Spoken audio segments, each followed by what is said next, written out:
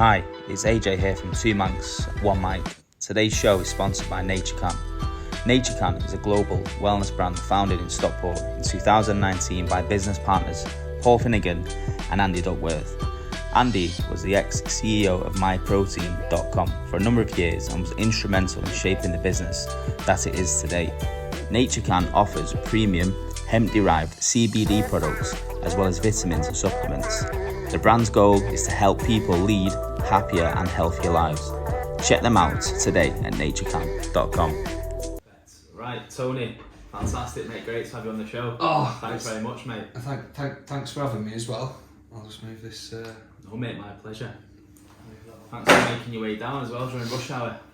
No, it's all right. It was absolutely fine. It was I was in Bury, set off at 6 o'clock. It said I were going to get here at 7:49, which was really weird.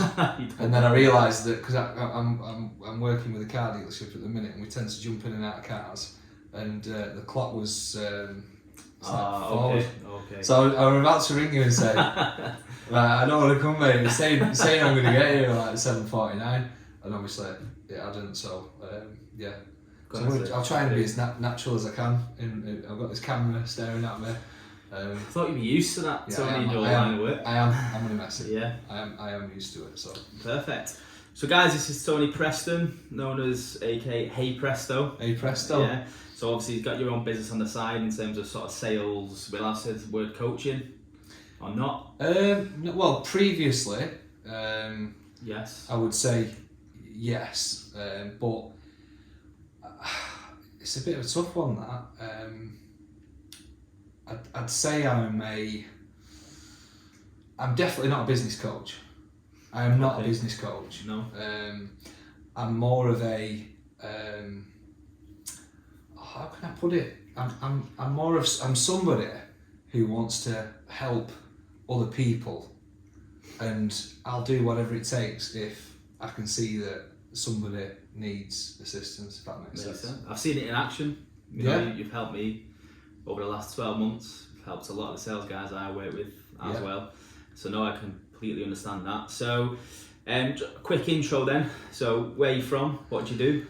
So I am from Bury in Lancashire, born and bred, born in the shade, but moving towards the light. Yeah. So council estate lad, which do you know what I think most of us are. We're all council, which is, you know, born in the shade, wanting to move towards the light, and when you come from that sort of background, you do whatever it takes, don't you? And there's no disrespect. Not at all, no, not at all. I understand. I mean, for myself, in high school, I was in an area outside of where I'm from, which was a council estate. Yeah. So my friends growing up were all 4-5 bed detached houses, mum and dad at home, you know, nice holidays every single year, all the luxuries. So when I was staying at their house, I was like, wow, look at this, I want this. So yeah, for me, I had my fun as a teen and early 20s and everything, but my goal's always been to have that lifestyle, you know. So you are right, you start in the shade or in the dark, and it's like, well, which way do you go? Do you stay the same or do you progress? Well, I'll be honest with you, I used to say, I'm born in the gutter and I'm looking at the stars, but I don't say that anymore because I don't think it's fair, because there's a lot of people there's more people in the world who have got less money than there is with more money. True. It's just, yeah. So, you know, and when I think of the middle class now, I still don't put myself in a middle class because I don't think I am middle class. I've still got my roots, which is, you know, my mum still lives in. I bought my mum a house. She lives in a ex-council house that my great granddad and grandma purchased. So I purchased that when they passed away. You know, so.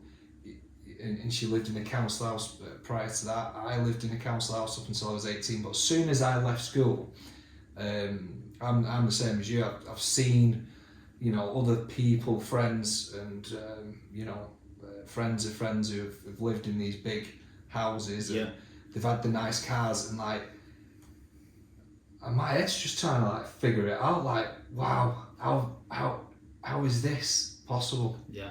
How is it that he's driving like this? You know, we had a C-Reg Cavalier. It was absolute rubbish, right? And before that, we had a Honda Quintet, right, on a H-Reg. So imagine, you know, I'd be in the back seat of the car getting picked up from my nan's back to my house, and I'd see a girl walking up the road, and I'd just slide down in the car like that, and I'd have my headlights there. I didn't want to be seen. I genuinely didn't want to be seen in the car. So been there myself. Oh, do you know? Because you have these like hang-ups, don't you? And you have your vision of what you view you to look like from the outside. Get that? Unfortunately, it's wrong, and it creates so much of a barrier when you're growing up, and you beat yourself up so much about so many different things that just don't matter. So, you know, coming on a podcast like this, I suppose part of me wants to reassure anybody who's watching, who's in that scenario, that, you know, you need to stop beating yourself up, and that leads us on to, you know, one of the subjects I wanted to speak to you about, which was procrastination. No, and that's massive. And just going back to what you said a minute ago in terms of the barrier, like as a child, that's where it starts. Yeah. And as you become a teenager, the early 20s, then barriers probably just get bigger and bigger and bigger. And it probably stops people from going into places, going into certain work environments or social environments, maybe going to join like a local football team, or even going to the gym, because they think, well, because I put a bit of weight on, and people are going to be looking at me and think, look at that, and potentially that's not ever going to happen. It's just head trash. Yeah. It's just head trash, and so you're limiting beliefs and your environment that you're in, and your sort of identity, which is related to your upbringing and what your parents tell you to do or you should be doing. They're sort of like they're the brakes that get applied as you're sort of trying to get on with your life, and you're always checking back to see if you're on the right path. Yeah. And it can be tough if you've had something, you know, like a default setting. Yeah. A default setting has been like impressioned. Gotta take notes, Tony, because some of the phrases that default is a massive one. 12 months of me knowing you that you come out with, and I never took notes, and I thought that was a brilliant thing. Now, but you like, forget. What did he say? You forget, don't you? So like, there's a thing. It's a thing, and again, this is through research now. You know, looking and trying to find information to make sense of like what's going on in the world, and there's a thing called the Ebbinghaus curve, which is essentially it's the rate at which we take on information and store it, and how quickly that information gets sort of deleted and put in the trash. Wow. In your brain. Yeah. And like within 7 days, it's almost as if you never spoke to me about that subject, unless it's something really, really important and it resonates and there was a story behind it, or, you know, we laughed and, oh yeah, I understand that, I remember that. Just literally disappears. So things like that, default setting, that is part of our default setting. So, you know, our brain will take, I think it's like 9 pieces of information, and it'll delete, it'll distort, and then it'll bring like the major items and put them to one side. So like people might say something, and you know, I told you about that, and they look at you, and you know for a fact you've told them, and you look at you square in the eye and say, "No, you didn't tell me that," and I'm like, "No, I did," and they're like, "No, you didn't tell me that." But you know, whereas previously, let's go back 5 years. So I was running a massive operation. I had, 25, 30 different salespeople, dealing with all these different personalities, and dealing with all these almost like lies, you know. Yeah. And I'm looking thinking, I've got a great memory, and I definitely said that, and you definitely agreed, but it's just easier. The default setting is easy. We can just choose to, you know, it's all right. But they won't remember this. I don't remember that. And I suppose like the blame and the excuses and like denial is easier than actually, you know, like taking ownership for something and being accountable.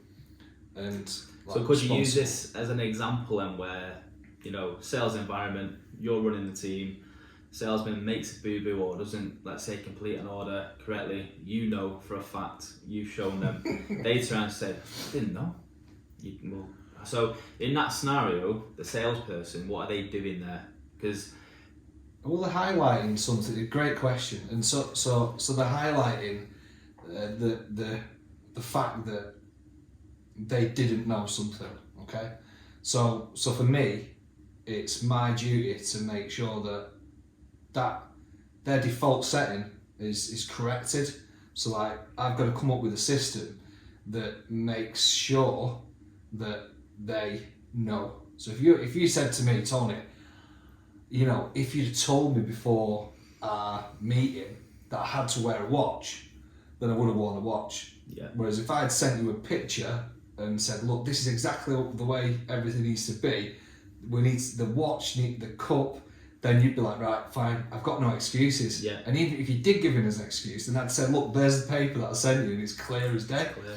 So you've got to look to the process before you look to the person, I think. Okay. Because, you know, you might have lost your temper with somebody because you're just like, why are they not like me? Yeah. Why are they not doing this? I can do it. It's easy. Why can't they do it? You know. I mean, relating back to business, you know, that happened to me. I went to a broker to start a business in the north for them. I took all the information in. This isn't me blowing my own trumpet. I've got my faults, by the way, but I took all the information in. Came back to Manchester. We set up the business, and the person that I was working with just couldn't grasp the process. And I thought I'd explained it better than what it was explained to me once I'd understood it after a couple of times. Yeah. But no matter how much time went on, they just weren't getting it. And then I thought, well, you know, the person that I am, I don't want to come across as like aggressive or snappy, especially with members of the team. And in the end, I just thought, what's going on? Like, why can't this person get this process? You know, so I think sometimes when you're explaining things to someone and you're trying to come across as, you know, as thorough as possible, I think sometimes they are thinking, I don't understand this, and I'm worried that he's telling me and I still don't understand it, but I'm too scared to say, sorry, just stop there, I don't get it. And that's something that, from me teaching people certain parts of the job and seeing that, if someone's now stopped talking to me, not all the time, but a lot more, I'll say, can I just stop you there? I don't understand that. And that's, you know? like, and it's great, isn't it? Because like, doing nothing is a waste of time. Yeah. So that's a, you know, a little saying of mine, like, doing nothing is just a waste of time. Yeah. Because, you know, if you know that there's an issue and you do nothing, then you're just wasting time. Yeah. Because you're just going to let it go to whatever stage it goes to before someone realises that this ain't working. Mm. Whereas you could say this ain't working prior to getting to that stage. Yeah. So it's really, it's more of a you know, a vulnerability area. So if you can show that you're vulnerable, like, I'm vulnerable not to know this information. Yeah. I'm vulnerable not to learn it from you because I'm not understanding what you're saying. Yeah. So I'm going to be vulnerable to you. I'm going to say, look, I'm not getting it. I there's a problem with me. And then you open yourself up for that massive improvement. And it might just be that the way that it's been explained needs to be changed, because you've got visionary people. So that's people who look up around them when you're talking to them. They're looking for things, they can see what it is, and they can explain to you what they're seeing and how they see or view the world.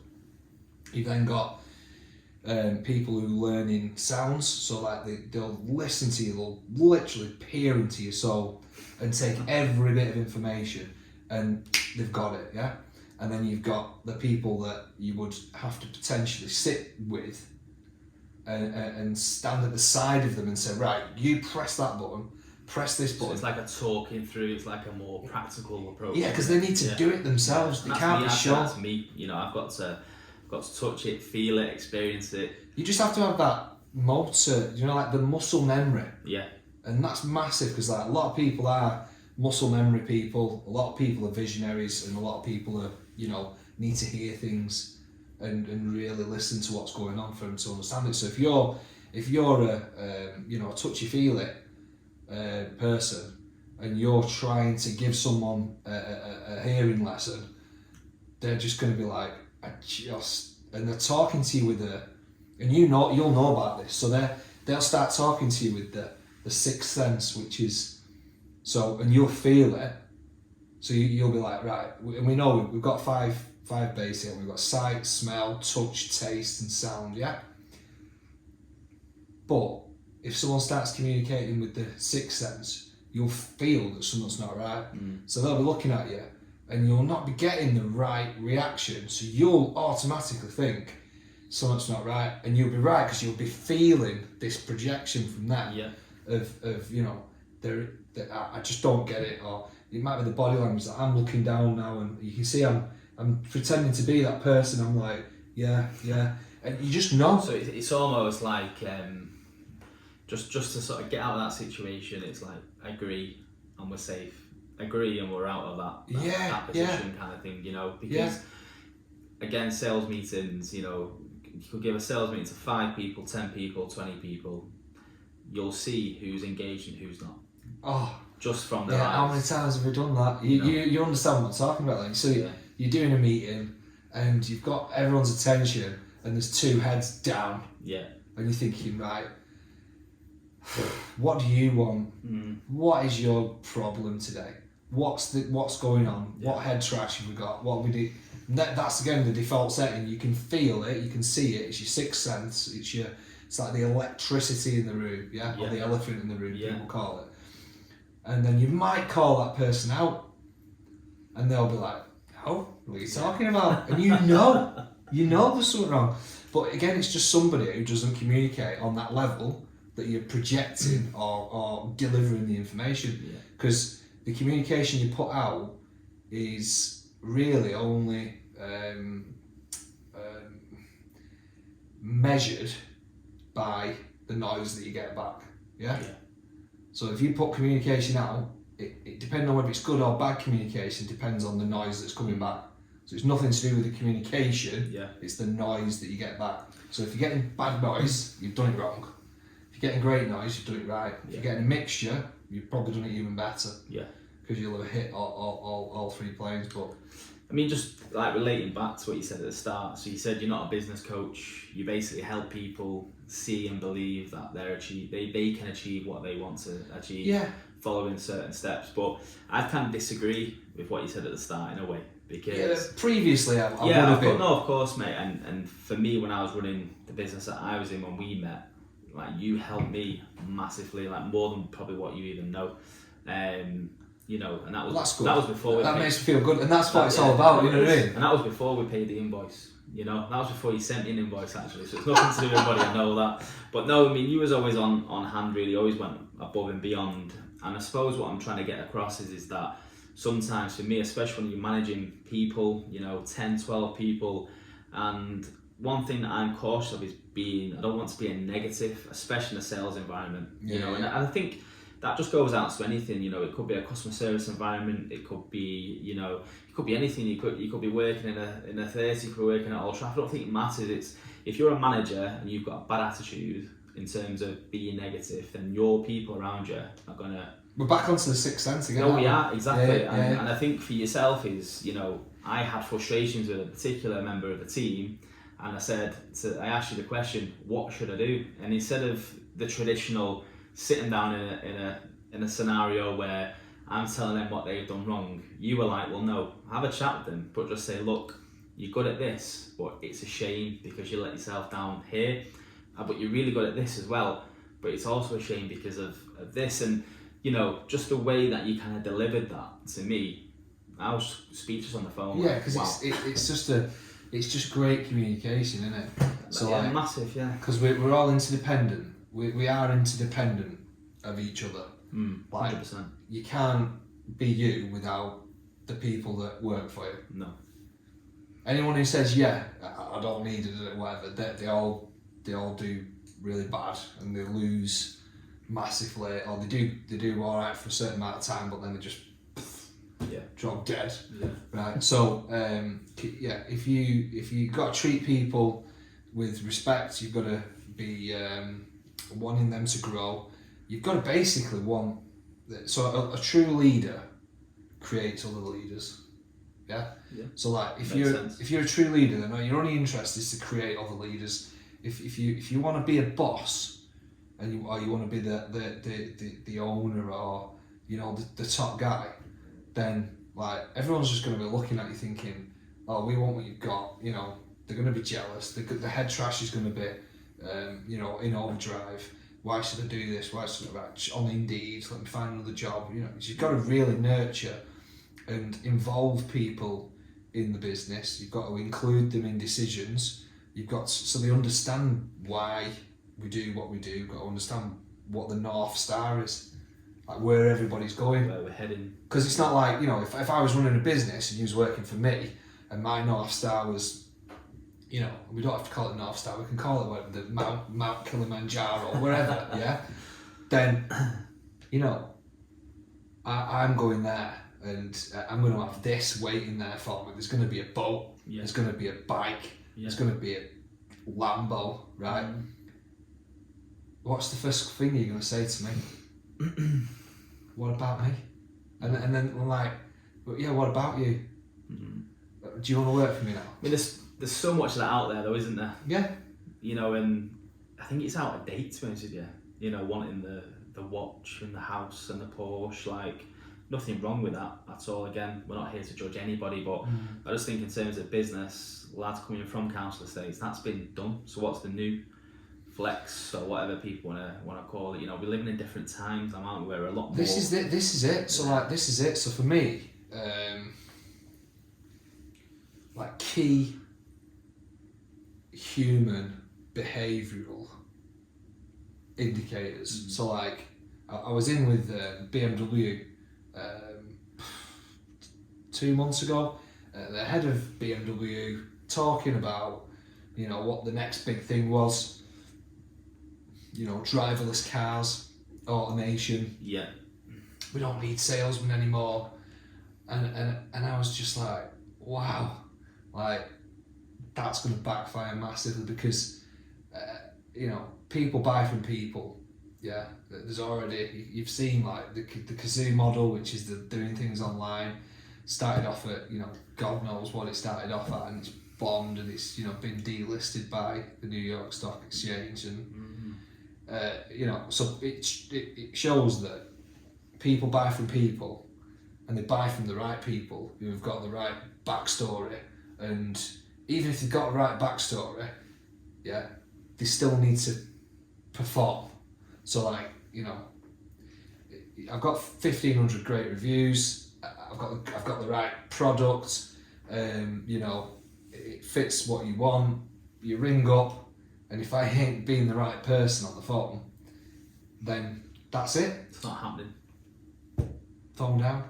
So it's really, really important, and so I think focusing on the people in your business, focusing on their well-being, and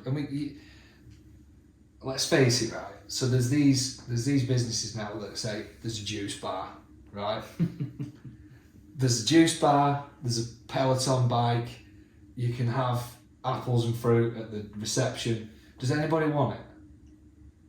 No. I don't think anybody. You get life insurance, right? Might need it, but I don't want it. Right, yeah, so needs and wants, yeah, right? Yeah. But like businesses are saying, oh, right, well-being. So they massively misunderstand what the word well-being is. And they go straight away into the analytics of business and tax and, research and development and all these different, and they go, right, if we put fruit on there, every day, we can get a tax relief here.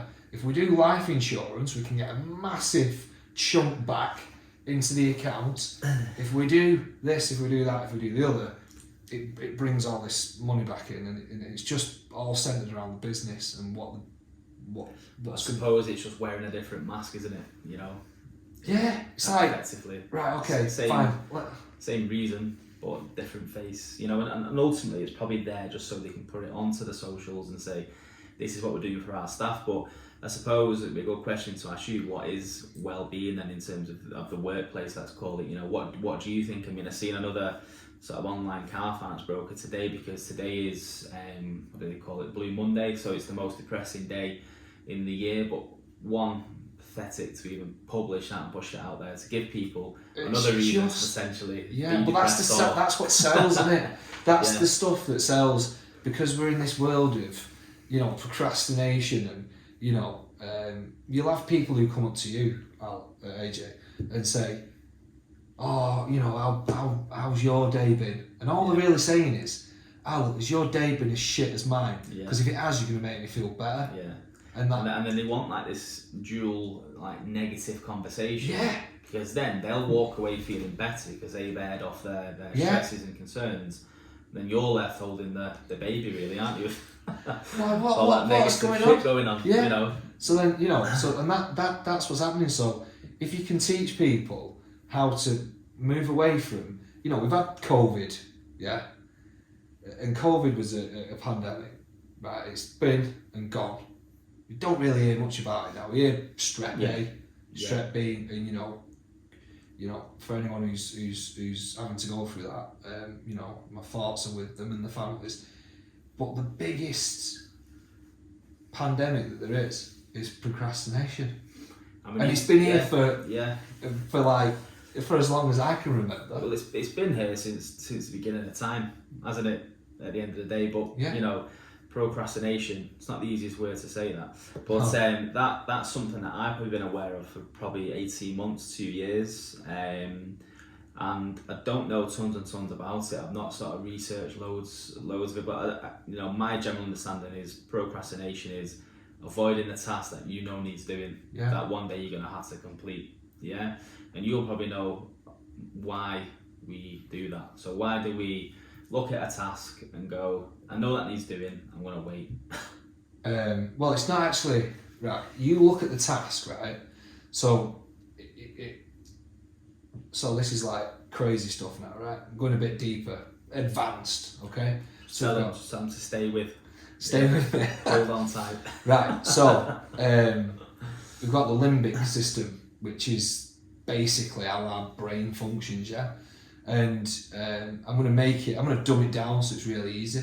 So we've got the logical memory, right, which is here, okay, and we're going from the camera to the logical memory, which is here, and then we've got the illogical memory, which is here.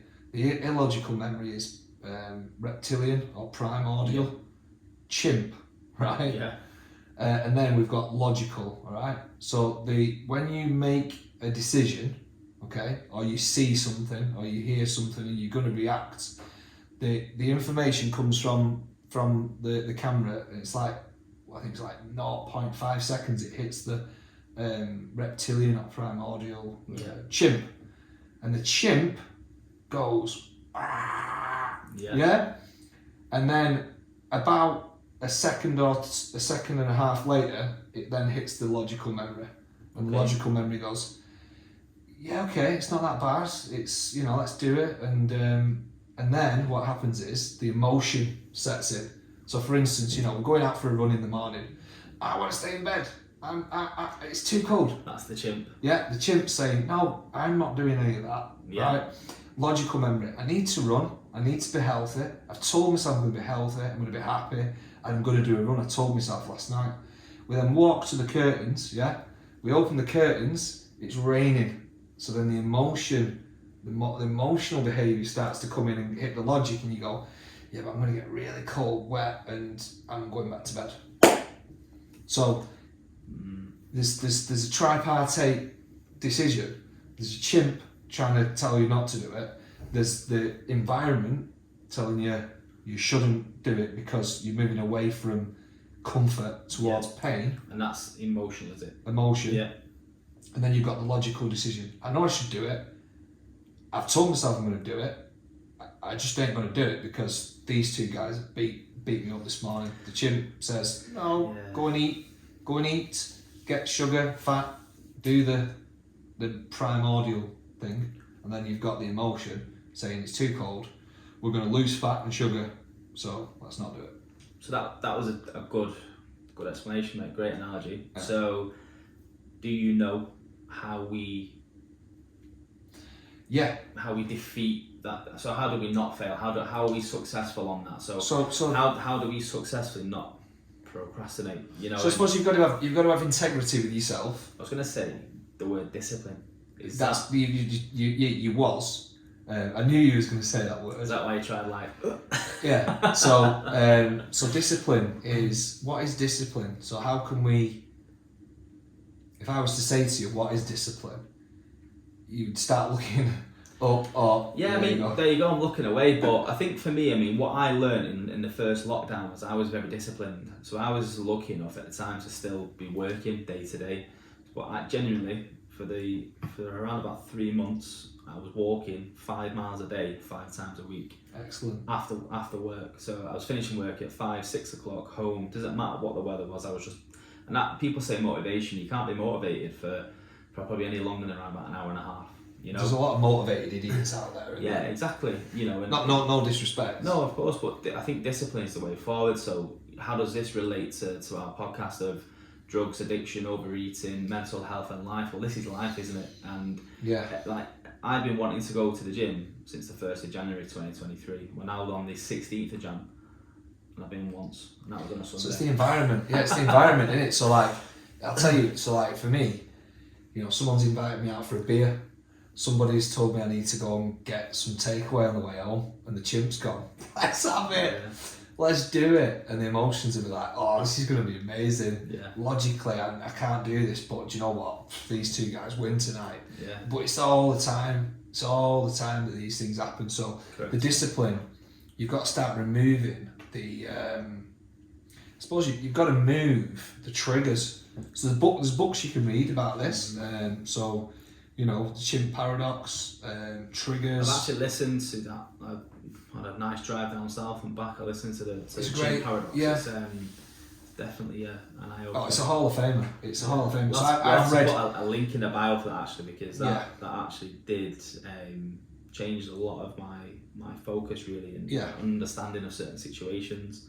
Yeah, get that one. I mean, and like reading is so understated at the minute. So, you know, discipline. But I'm disciplined enough to be able to get up every single morning at a certain time, do a little bit of meditation. So I'll just sit there, quiet, visualize my day. I visualize going and seeing whoever it is I'm going to see. They don't even know I'm coming, right? So and you'll understand that. And then I'll do some reading. So relevant reading. So what is it I want to understand? What is it I want to learn? Because, you know, in the world, I think if you go back to like the 1940s, the information that was available in the world, right, would double every 20 years. So like books, literature, and you wouldn't be able to read. You might have been able to read all that information back then, right? If you were reading every single day. And a book, you might take one sentence from it and it'll change your life. Yeah. Like a piece of gold, just one sentence. That's all you're looking for. You're not looking to remember the full book. You're not gonna, but you're gonna remember the bit that resonates with you. But now, today, the information in the world doubles every 2 years. Really? Yeah. So you're never gonna find, you're never gonna understand everything. But does that mean you shouldn't go and try and learn anything? More. Like, learn as much as you can. Yeah. If I see people now with 23, 24-year-old who are suffering from procrastination, have limiting beliefs, are not positive, and I just think, I'd love to swap, because if I swapped, I'd have another 1,500 weeks on my learning. How dangerous would that be for the world? Oh, I'd be horrendous. In a good way. Oh yeah, no, I'd literally be, you know, I'd probably solve, you know, debt crisis. There'd be so much stuff that I'd take on and try and make a massive difference in the world. So you touched on a couple of good things there. One, visualization, absolutely massive. Yeah. There's a you know, a chap out there, ex-SES, he's done the show, can't remember it now. Ant Middleton. So there's Ant Middleton, Ollie Ollerton is the chap. So he talks a lot about visualization, and he absolutely just smashes it out of the park in terms of how he explains it. Then the second one being limiting beliefs, which again is kind of linked to what you said earlier about the bar that we put in our way. Yeah. But in terms of visualization, just for like obviously people watching, so the first day I met you basically was up probably from 5:30 in the morning. You visualised your day. I woke up 7:30 to a LinkedIn message from you saying, I'm coming to see you. Coming to see you. What time can you see me? I don't know why, but I feel like I need to meet you. Yeah. And for me, obviously just woke up, again, procrastination sort of set in, any excuse to not have to do something outside of the ordinary, which isn't me anyway, because I like to think I'm quite different. You're open-minded. You're open-minded. But at that particular point of time, I was just like, no, because I didn't feel ready, because I'd seen a lot of you on socials in terms of the advertising that you're doing for dealerships, and I just thought, I don't feel my best to meet a character like you. But in the end I said, well, I'm not rude. You know, I'm having this conversation on mine. I'm not rude. What's the worst that can happen? See you at 2:00. It's like a bullshit story in your head, isn't it? You start telling yourself these bullshit stories about, you know, you're going down roads and there's like dead ends and you're like, coming back, going down, and you're like, do you know what? You're not doing it right. So whatever, that was it. Just do it. That was it. Just do it. We met that day, and then, you know, a year later we're still, well, it's about a year, isn't it? About a year now. So, and then limiting beliefs. So the way I see a limiting belief is more the fact of, AJ, here's an opportunity. On the outside looking in, and to all your family and friends that are looking at it, they're like, shit, that is amazing. But then you're like, in my mind, it is an amazing opportunity. Am I worthy enough to take that on? Yeah. Can I do that? Yeah. What if this was to go wrong? And what if this was to go wrong? Instead of going, it's a great opportunity. What happens when this goes right? Yeah. You know, and I've started to try and bring that into my life a lot more, like, because I naturally, my way of thinking flips most of the time to what if this goes wrong? So what I try to now is go, all happening in my head, but what if it goes right? Exactly, yeah. So and that's like the biggest. I think that's the biggest step. Like belief, and you know that's where we're at there. Belief, and if you can believe in something, then you can conceive it. I think Walt Disney was like a quote. It's like whatever the mind can conceive. Whatever the mind can believe, it can conceive. Right. That might be the other way around. So that basically means whatever you can imagine, whatever you can visualise. Yeah. You can make happen. I was driving down here and I saw a McLaren sports car, like a McLaren MC40, whatever it is. I can't help you in any models. Yeah, I was looking at it, I was thinking, right, I'm going to have one of them. Yeah. Like, I'm literally going to have one of those cars because I really like them. They're a good daily. They're not like all the other sports cars. Like, I'm going to have one of those cars. Like, I'm going to have it. So that's going on the vision board. Nice. And, you know, that's what I'm going to have in life. And the business I've got to do to be able to get that is probably this, and the strategy to do that business is this. So that I'm on it. That's going on my you know, my strategy, my, you know, plan. Yeah. If you like. So in terms of visualization, vision boards, meditating, is that every morning? Yeah, just like the event. So like say like, right, so the car, for instance, right? I've already thought about driving the car, and I've already thought about bringing it and going, there you go. And like, you know, saying there's the car. Yeah. I've done it. Yeah. And people are going, wow, yeah, great. I already think about the current project I'm on with. I already think I can see the big new building, the staff, you know, like all the cars stuff in the showroom, like, balloons, literally everything. Banners, yeah, people. I can see the whole thing, and so that's where I'm going. So like, if I was going to have,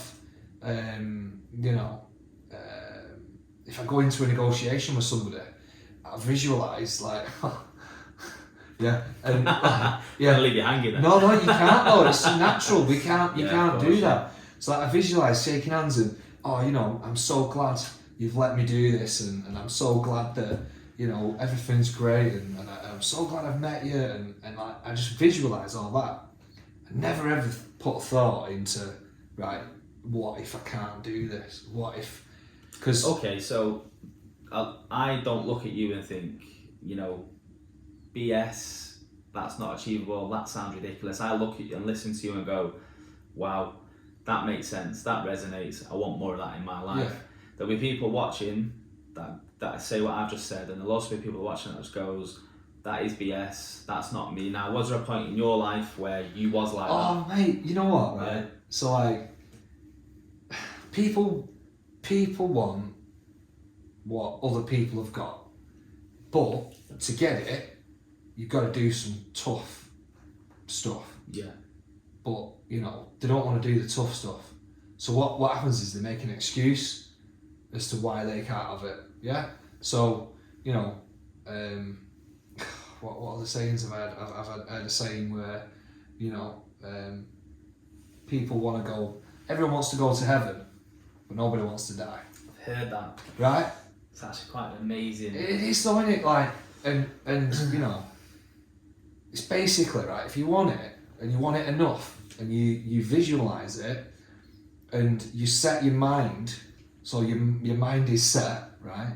Then you're just gonna go and do it, and you're just gonna achieve it, and you're gonna do whatever it takes because you've got the discipline, right? And you've set your mind. Your mind is set to get that goal, and you'll do whatever it takes. And if it means getting up at 5 o'clock in the morning, and reading a book every day, then that's what you've got to do.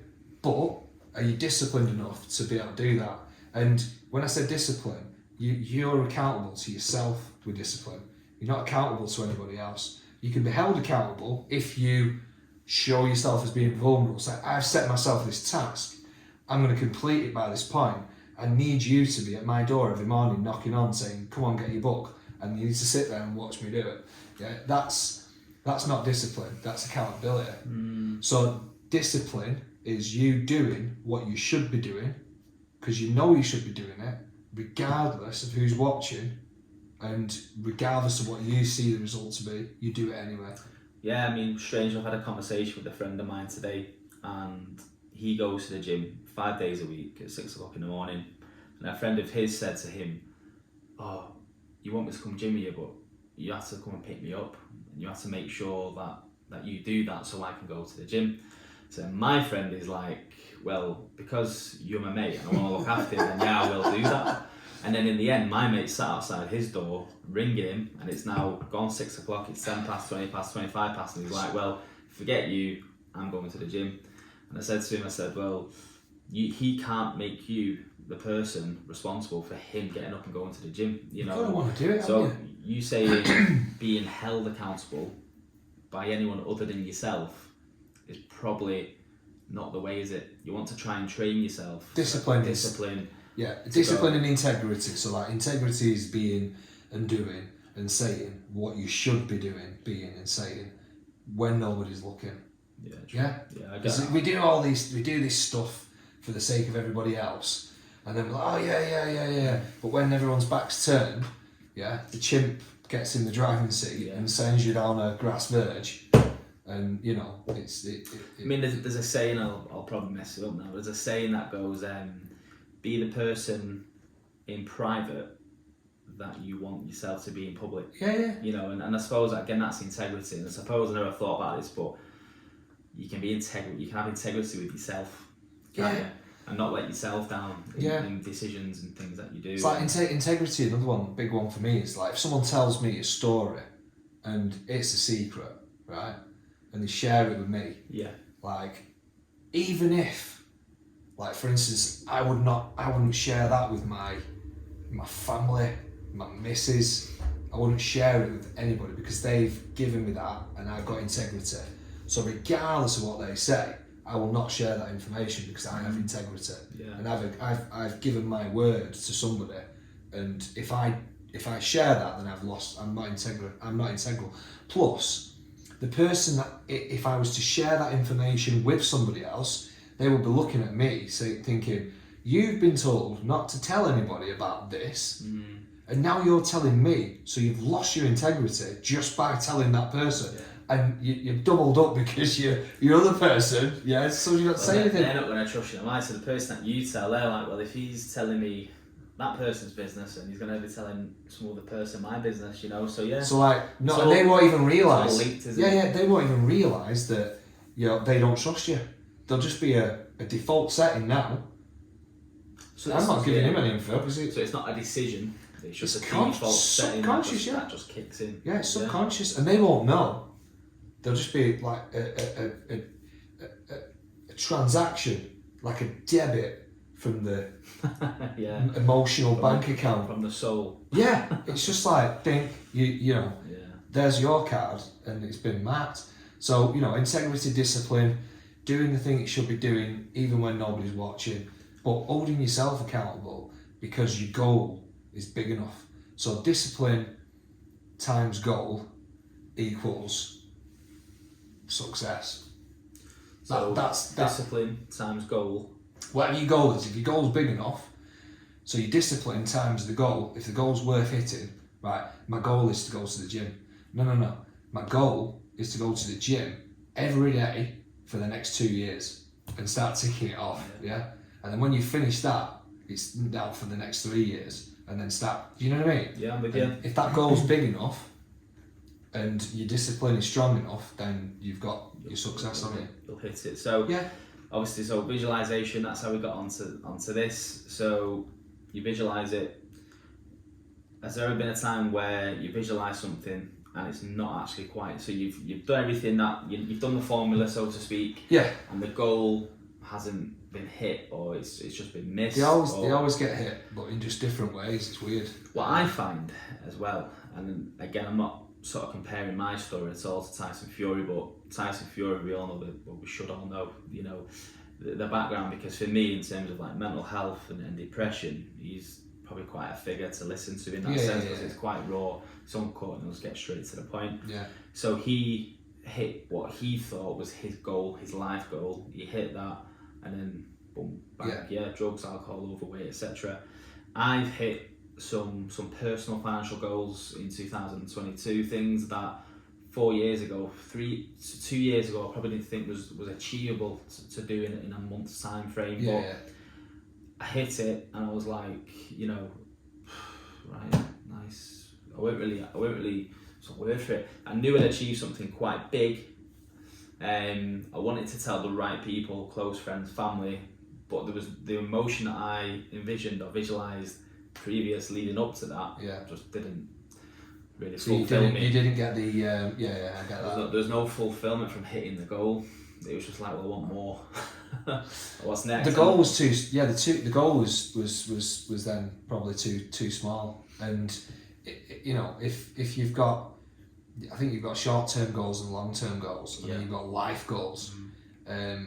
Make your goals that big that they can't be hit. Because if a goal can be hit, it's not really a goal. Do you know what I mean? True. It's like, I remember a while back on my like life goals, I used to write stuff like one of my life goals is to I'm going to net £227 million in profit, right? I don't know how, but that's one of my life goals. In business, there's certain things I've got to do to get that, and then but I also wrote, I want a 7-seater SUV. Yeah. But that's the shit goal. Yeah. It's bullshit. It's no good. No. I could go and get one tomorrow. So you've got to make sure you make the right decision. So that's gone now. That's disappeared. And now I want whatever I'm doing, I want it to be worldwide. So a goal starts with visualization. Is that right? Yeah. Visualize it. Let's say passion, because passion. So if you've got a passion, right, then you're gonna want to do whatever it is to get to that passion. So if you find what your passion is, you'll never really work a day in your life. I think that's true. Yeah, 100%. So if Have you find what your passion, have you lived that and breathed that? I think I know the answer because of what I know about you. But and is that with just the Hey Presto stuff, which is like I'm gonna call it coaching just for ease, but it's like it in that, have you done it in other areas as well, where you've worked for a company and you've not necessarily been the main MD, but you've been a key figure. Have you had that same feeling in those arenas as well? Yeah, it's passion is a weird thing, isn't it? Like I think everyone would say their passion is like they'll go to the hobby, but that's like a recreational passion. Yeah. So like your life passion. It's like for me, like one of my passions is like mountain biking or motocrossing, but I'm not going to do that every single day.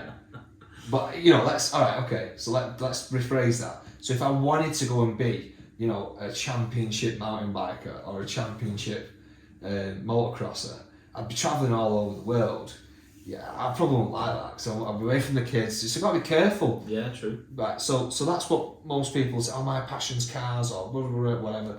But like genuinely, what is your passion? So I mean, my passion is to dumb things down to get people on the ladder. Does that make sense?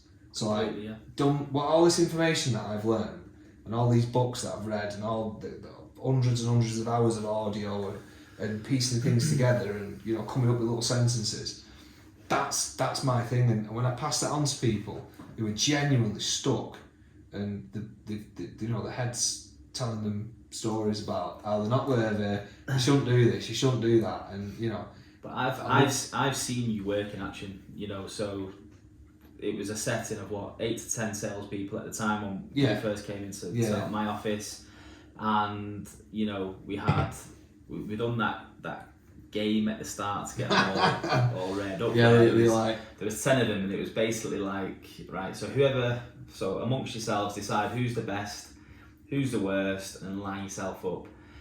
Now, what a ballsy move, for your first sort of intro, but like everyone, because you said to me beforehand, this is what I'm going to do. Write down who you think's going to go where. We weren't far off. I think it was there was one. There was one.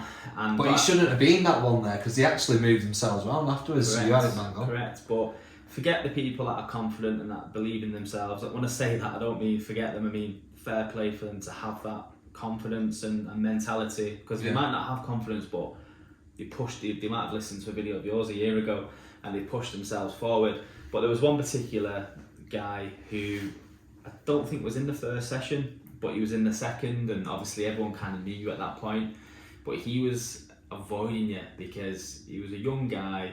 He thought he knew best, like he can't teach me nothing, and you knew that, and you could sense it. Sixth sense, straight away. Sixth sense across the room. You knew that, and we sort of had a discussion behind the scenes, and we were like, I've noticed that, and he was like, I've already clocked it, and then he kind of slowly gravitated to you, and then he went from like someone that was carrying the weight of the world on his shoulder into the afternoon just an absolute bag of life that was wanting to tell you, this is what I've just done, so it's impactful and it works, and that's what at the time I couldn't get over to the others that were making a decision on having you on board, because I can't get on the phone and tell them you can't transfer the energy. That was it. And they were like, well, can you not do that? And I'm like, I'm not on about training. I can train someone to do the job. I mean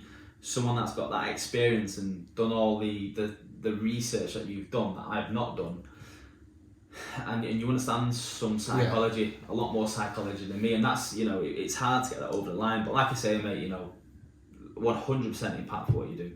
It's sales. I think sales as a thing is it's a transfer. So sales is a transfer of energy. So it's we're definitely dealing on the plane of sixth sense, because across from desk or on the phone.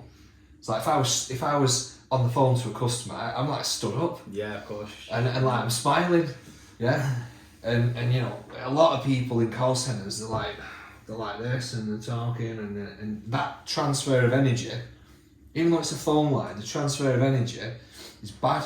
It's all tone, isn't it? I suppose in that tonality, tonality, pace, volume, energy, passion. They're all you can feel it all through the phone. Do you think choice of words matters? Choice of words definitely, because or do you, if you're negative, could you think you could have quite a poor introduction, but if you deliver it with energy? Hi Alan, yeah. So I can be good, but use a bad choice of words. So hi Alan, yeah, fantastic, great, yeah, no problem.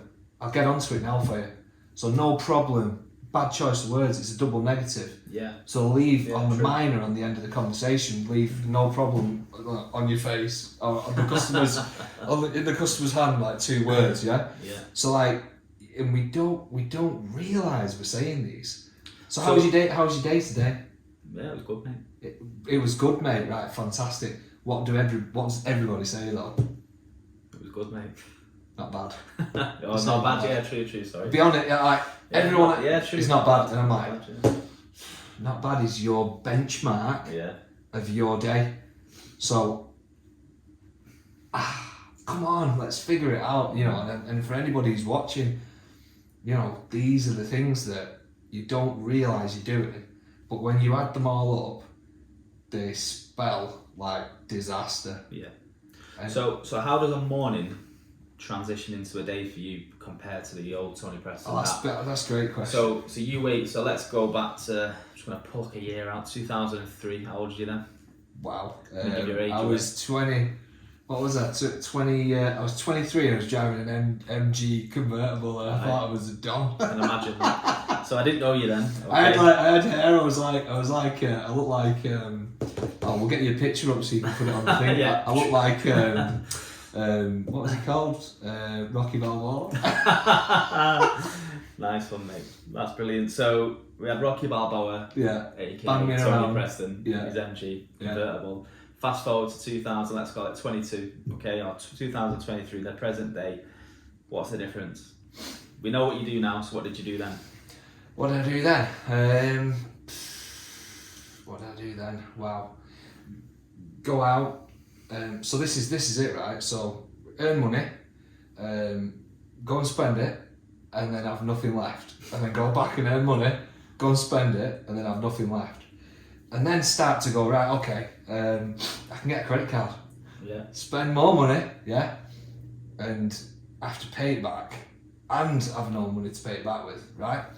And then it's like, I can get a personal loan, so I get a personal loan, pay the credit card off. Have a little bit of cheeky money left over, spend the money in the bank and spend the money that's left over from the credit card. It can only go on for so long, can't it? I got my credit card, I got invited into NatWest Bank. Can we have your card, please? Cut my card up. Yeah, cut my card up. I was £900 overdrawn, unarranged overdraft. You're gonna have to pay this money back. All right, okay, I'll pay it back. Not a care in the world. Still living at home with mum, and I think that was. Do you know what? Right, discipline. In the other sense, so I was invited into NatWest Bank. There was a queue of people behind me. Right, I walk in. I've got my gel, my spikes, yeah, and I'm like walking in. Can I have your card? Yeah, there's my card. And I'm like, wow. Like literally, just ripped my lungs out. I can't breathe. What have you done? You're overdrawn on your switch, Mr. Preston, and £900 overdraft. It's not happening. You need to pay it back, and you need to pay it back within a certain amount of time, or you're gonna get more charges. Etc. More charges. Yeah, it's gonna go up, and it's when it was £35 a day to be overdrawn. Gee, I remember, yeah. It was £35 a day. So I think from that point, I was like, oh wow. This is not the way to do it, and we don't ever get taught finance when we're at school. We get taught phonics. Probably a good reason for it.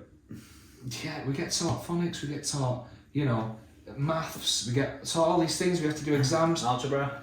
We come out and we're like, right, where do we use all this stuff? And no disrespect to the education system. Where do we use this stuff?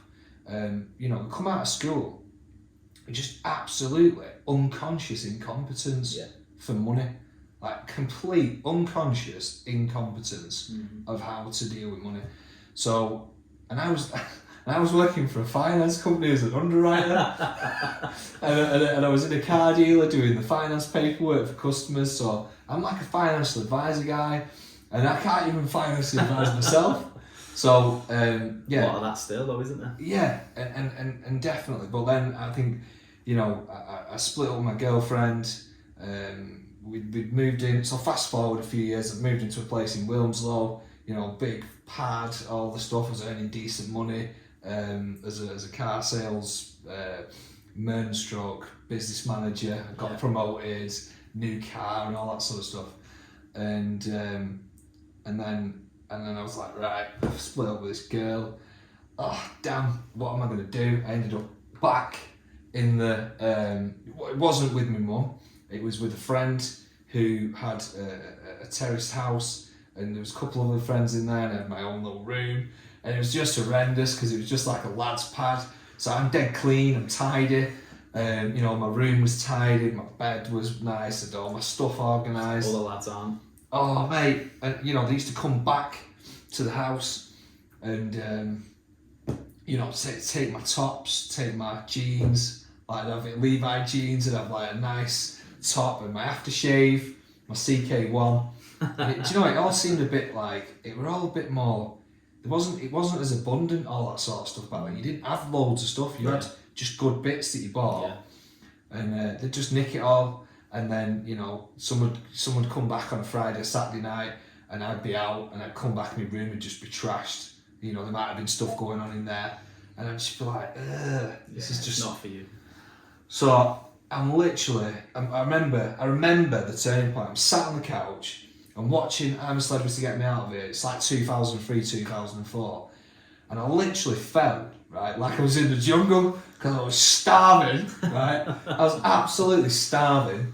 There was nothing in the fridge, there was just a bottle of milk, and it was like solid at the bottom, yeah? There was just nothing in, and I'm just thinking, oh, is this what my life's all about? This is just pants. So there was some flats being built in Ramsbottom, and you could get this mortgage where you had 25% ownership or 50% ownership, and then you got a mortgage for the rest. So I did it. Couldn't afford it. I needed 20k deposit. I got a loan. You know, I just did whatever it took, right? So I was like, right, I need to buy this house. I need to get a mortgage. 20 grand deposit. What do you need this deposit for? And my financial advisor said, just say it's a consolidation loan, sell all this crap off, right? So I was like, oh, consolidation, right, bang, done. RBS, thank you very much, because they put me on to, and then you know, this government loan, got the house. 3 years later, the house market goes through the roof. I sell it and I make 37 grand. Bosh. Nice, mate. Like bosh, yeah.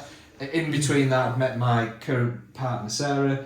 We then bought a 4-bedroom detached. So bear in mind, I bought the first house, I couldn't afford it. I remember locking the door when I got the keys, and I just thought, what am I doing? I can't afford to pay for this. It's like 600 quid here, 200 quid there. I've got council tax, I've got the gas, electric, the phone, the fax machine, bulletproof, mate, I'm gone, yeah?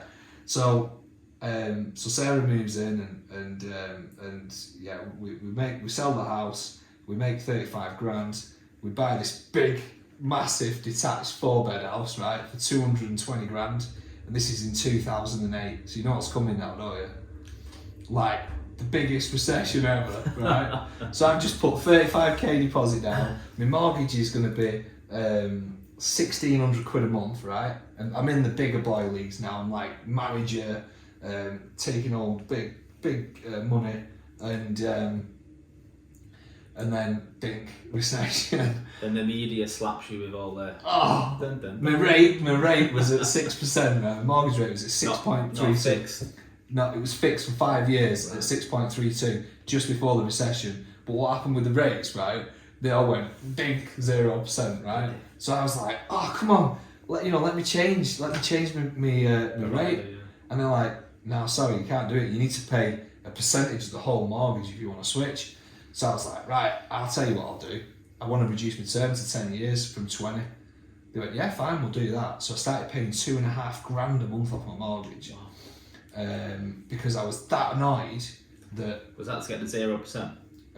It was just to get, because like the difference between, so this is where the finance comes in, yeah? So like 20 years at 6.32% equals X amount of interest.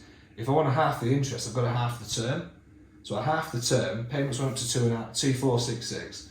And still remember that figure. I remember it because it was just like bang, bang, bang. Seeing it going out your bank account every month. But the thing is I set myself that goal, so I had to achieve to be able to pay that. That's interesting because there's a lot of people that, I'm not trying to say you were living beyond your means, but there's people that I know that will live beyond their means because they know that is their only fuel that they can have in their lives to ensure that they succeed in business, for example. Just rewinding back to so obviously we know what made you make the decision to leave the house share with your mates to get your own half-bought apartment, etc. But what was the mind process of the Tony that was just living that life, not thinking about getting out, but living a life? So was you drinking? Was you taking the old recreational drugs on the weekend? You know, we used to go out. Yeah, we used to go out, and you know, it was just like every week. Sometimes like Thursday, Friday, Saturday, and maybe Sunday night. So like you don't realise the impact that has on you, do you? And so like that would have been a factor as well. I was always working on the weekends, so I couldn't really go too hard, but I did. And then I had this thing where I'd just drink a 2-litre bottle of water when I got in from the night out, and then I'd go to work in the morning, and I'd feel absolutely fine. So I found a way to do both. I made it happen. So really, would you say it's just burning a candle at both ends, though? Yeah, burning a candle at both ends, and then you get to a certain point, and my certain point was, I would say, around about 2000 it would have been about 2011. So I was going for, at this point I've got 3 different sites, yeah? I'm going from one site to another site to another site. I've got the nice car, I've got the big salary, I'm smoking, right? I'm throwing 20 fags, 30 fags a day out of the window on the motorway, boof. Right? Some of them are landing in the back of the car, and I'm like, what's that smell? There's like cigarettes in the leather, like 35 grand car, and I'm like, what am I then? Probably 27, 28 year old. Just didn't care, ran around, like call people seagulls, don't you? Come in, shit on everybody, and then fly off. But got a result. But then I think that takes its toll. Did a few nights out, going over into Barnsley or going to Sheffield, and then going to work the next morning, and all of a sudden you look at yourself in the mirror and you think, oof, hang on a minute, what have I done here? Like, I've put loads of weight on, I'm not feeling right in this suit, I can't sit in my sporty car anymore because I don't fit, which I'm not about that life, and I'm starting to look like a lot bigger, and I've got pictures actually, and again I can share these pictures with you so you can put the slaps on. I've got pictures of me, and I'm probably like near 19 stone. Really? And I just look completely different. I didn't know you were. Completely different to what I look like now, and I'm like, shit, that was me, and you could just see I was just overweight. I was just beer, fags, kebabs, alcohol. Just all. Do you know what though? No drugs. I didn't do drugs. No, that's good. And my mates did drugs. So some of my mates did bad off drugs. I still see them to this day. The damage, and I don't like it. No. So I don't do it. So obviously you still drink now. I still drink now. On occasion kind of thing. So for you, was the drink an escape? Was eating kebabs an escape? Was there an escape, or was it just kind of sign at times? It's what you do in your 20s. Do you know what? I'll be honest with you. Right? I think I'm probably a little bit shy. Yeah. So like the drinking, it was like I was a bit nervous, and I think that was because of the environment I was in. So I was always in like car dealerships doing like sales, but like when it came to actually mingling with people, I didn't really do much of it because I was just always working. So when it came to it, I think I was a little bit shy. So like the drink is a coping mechanism. Yeah. So it just takes the edge off, doesn't just it? takes the edge off, doesn't it? And you can be a bit of a blur. And but then I think I was really quiet, and then I'd had a few drinks, and I'm just like I fog on, and everyone's like, "Will you just shut him up?" Because like my energy starts coming out, and once I feel comfortable in an area, then I sort of fill the available space. Do you know what I mean? But I don't ever think that I've gone too far with it. I think there's a few times where my missus will said to me, "You walked home?" And I'd be like, "Yeah," and she'd be like, "You've walked all that way?" And I'm like, "Yeah." "Yeah, but you walked through here?" And I'm like, yeah.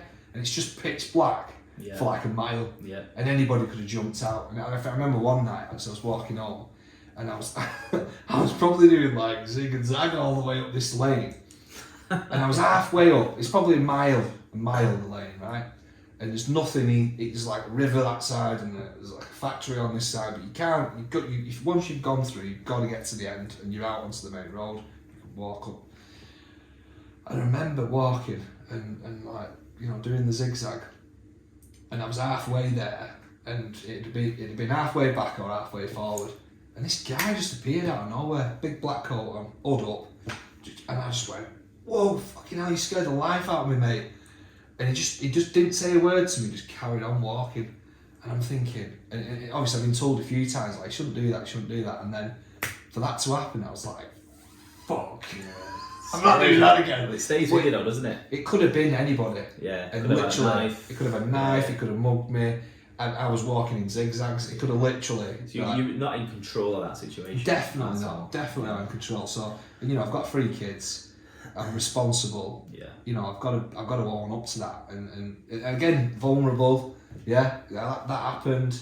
Have I learned from it? Yeah, I'll get an Uber. Yeah, I think what's probably going to be like sort of interesting, because of the guests, I've only had one previous to yourself. Obviously, we've got Dan, who I kind of do this with. He's just obviously busy with work at this moment in time. He's a good one to have a conversation about alcohol. But I suppose what I'm getting to my point is that I've never had a chat with someone like you, who's so sort of successful in the business and their realm of what they do, because you do smash it out of the park, there's just no doubt about it. Try my best, thank you. But what's your thoughts on alcohol now? It's just coping. Because smoking. You still drink now.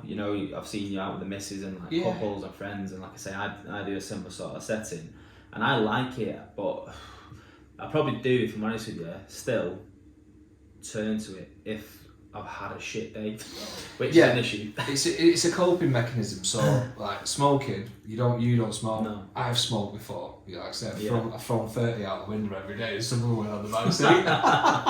Right. So smoking was got so much to do. Calm me down. So it's a coping mechanism. Drinking, I'm shy. Right, I'm not shy. Yeah. But the default setting again, and the identity or the what we've created over the years as a society. Is a habitual. It's an habitual ritual, isn't it? Hate Monday and Tuesday. Habitual. Start feeling better from the hangover from Saturday, Sunday. Because everybody else says the same thing. Thursday's there, so it's like Friday. You should have a couple after work. Friday's Friday. Yeah. That's history. Saturday's Saturday. Sunday's like, oh, I feel horrible. I know exactly. I feel horrible. I know exactly why I feel horrible, and I'm going to bullshit myself about tomorrow. Yeah. But everyone's going to be in the same boat. I'm just going to find somebody who feels worse than me to make myself feel better. Yeah.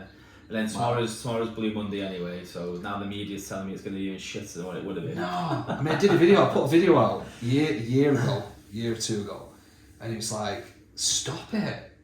Positivity. And I tried to get my point across. I probably couldn't get my point across back then. I probably was saying stuff that people would look at and go, "It's bullshit." Yeah. And I admit that now. Yeah. But as you do these things, what happens is you actually make yourself vulnerable by doing it, because you make yourself open for comment. Yeah. So people would comment on posts and say, "Yeah, well, not very positive, is it? Driving and doing a video." And I'd be like, yeah, but I'm not touching the camera, and I'm just talking, I'm not even looking at it. Yeah. So I get your opinion, and opinions are like arseholes, aren't they? Everybody's got one. Yeah, and again, that's another good one. I mean, obviously we've touched on procrastination, we've touched on belief. You know, we'll obviously move on to positivity now, which you've very kindly done for me. But what is the reason why people need? Because I genuinely have never wrote something negative on a person's post that I know, a person's post that I don't know.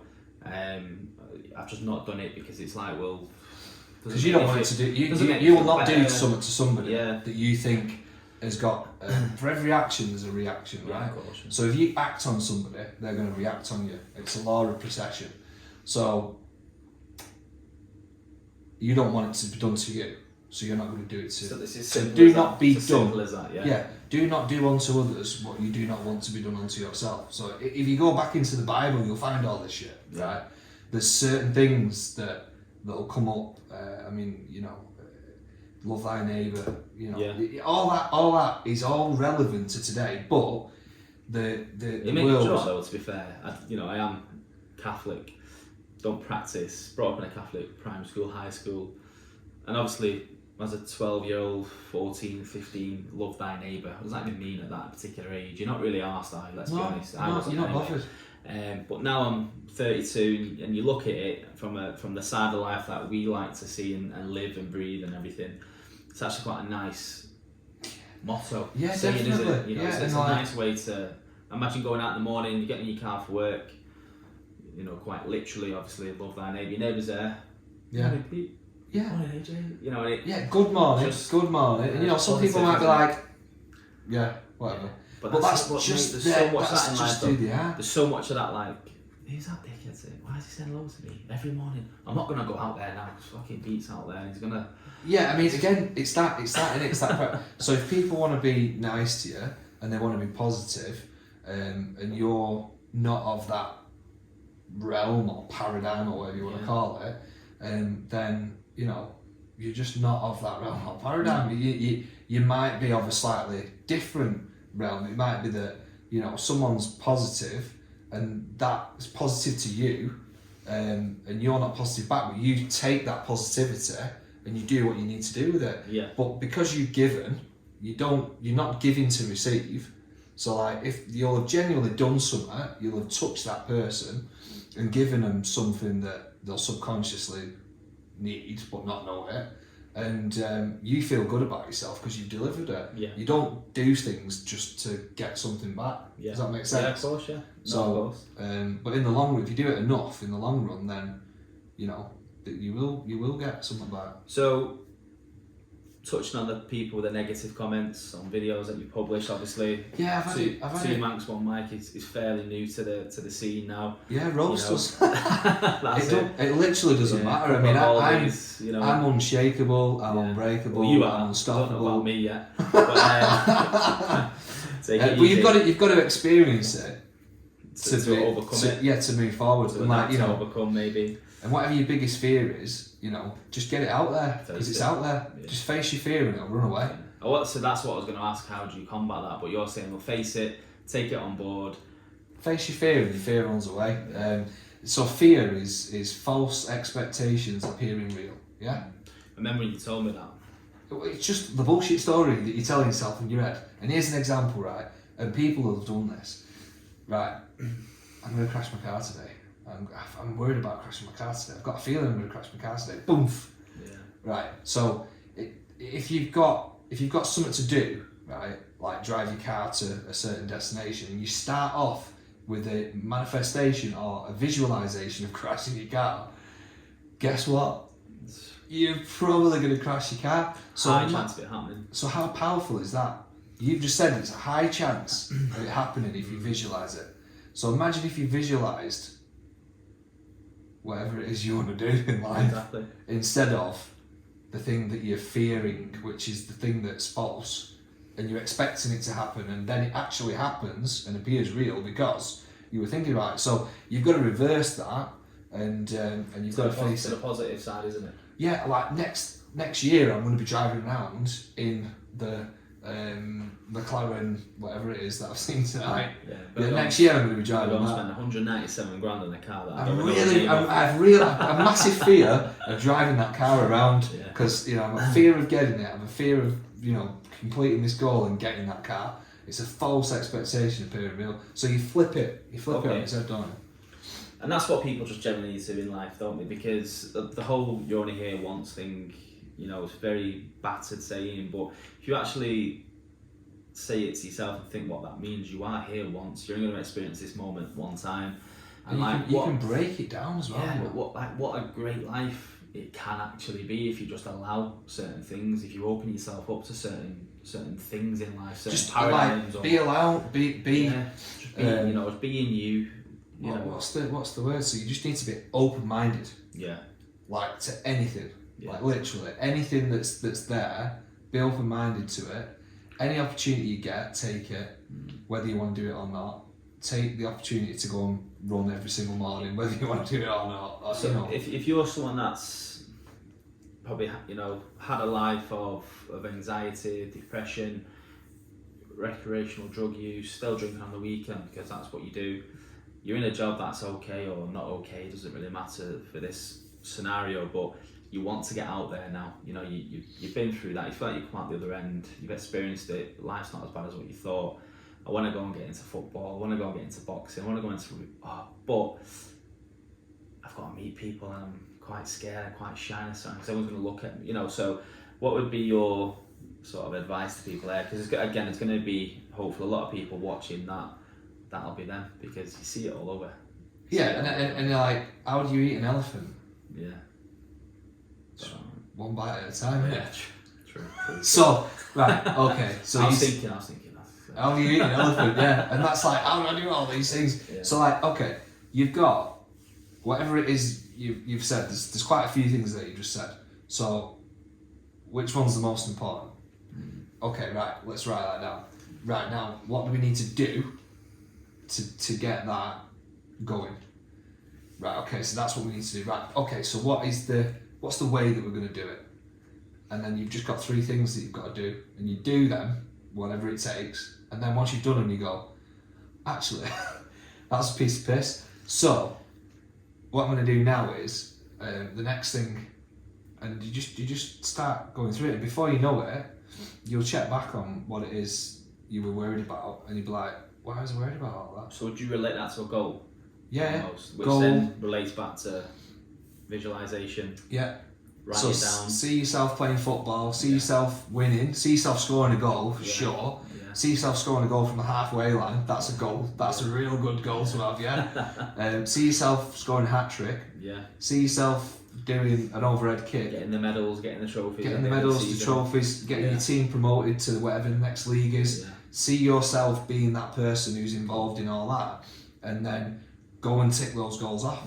And that's one area. So in terms of again, people that are watching, in terms of goal setting, is there anywhere that you could direct them for that, for a little bit of help or guidance or anyone? Yeah, I mean, you've got to be careful because you can go on to, I mean, personal development is massive.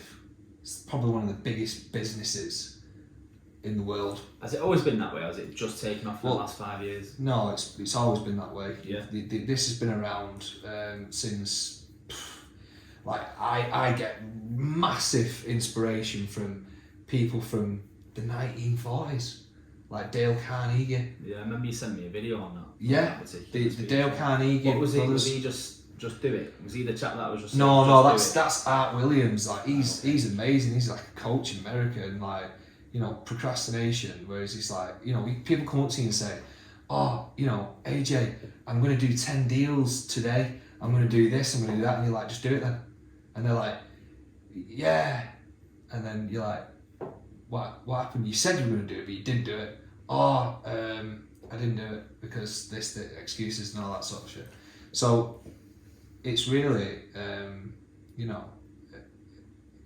anything that's, you'll find that all these philosophers and even going back to the Greek age, you've got Socrates, you've got Pius, you've got all these different geniuses, King Solomon, like these people had really high levels of wisdom and knew how to communicate and build continents and existence, like everything that we know everything that we see, and the Roman Latin word, they're all, everything's come here from there. Yeah. So if you dig deep and go back into that sort of age, you'll find, Jim Rohn, just like one of the most influential guys on the planet. Definitely look into to stuff him. A massive advocate for anything Jim Rohn. Dale Carnegie, Stephen Covey. Yeah. 7 Habits of Highly Effective People. The stuff there that's on the shelf, you can go on YouTube and you can go and learn it. You can download all this information into your head, or you can go and watch Netflix. That's your choice. The great thing as well, because for me, I wouldn't say I don't like reading, I just don't find that I actually take it in as much when I'm reading it as opposed to watching it. So instead of going onto Netflix and watching something there, you potentially could listen to it on YouTube. You could go onto YouTube and watch a video on these particular people, because if you can read it, then you can listen to it as well. So that is there. As long as you're taking notes, because remember, there's going to be some sentences that change your life. Yeah. See, I'm a note taker, whereas a lot of people used to laugh in work. Senior meeting, you've got people designing their Excel spreadsheets. People on PowerPoint. You got me with a pen, and I'm like taking notes. Again, some people are very compliant and calculative, but we're not like that. I'm certainly not like that.